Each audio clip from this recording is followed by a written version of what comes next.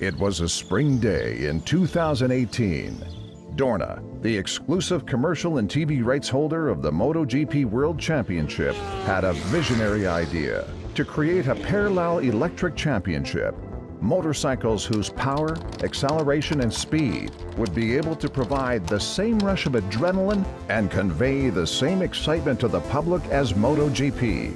Now, take MotoGP. 11 teams, 22 riders, 22 two-wheeled fireballs with more than 250 horsepower engines, an acceleration of 0 to 100 in less than 3 seconds, a top speed of 366 kilometers an hour, and a bone-rattling roar. The idea seemed impossible because all of this had to be accomplished with electric motorcycles that are completely silent. Not only that, the whole project had to be zero emissions and transportable from one part of the planet to another. We needed innovative electric engines, frames like nothing ever seen before, incredibly powerful yet lightweight batteries that could be shaped and adapted to the bike's aerodynamics.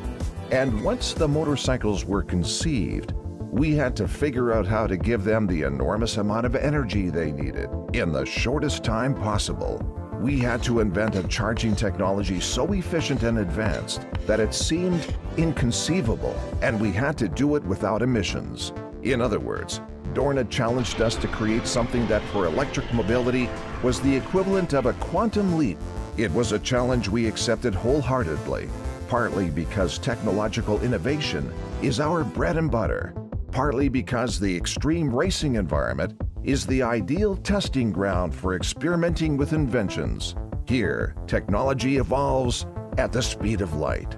And just 5 years later, after many intermediate steps to fine-tune it, that idea has become reality. It's called FIM Enel MotoE World Championship. And in the next episode, we'll see how we helped bring it to life.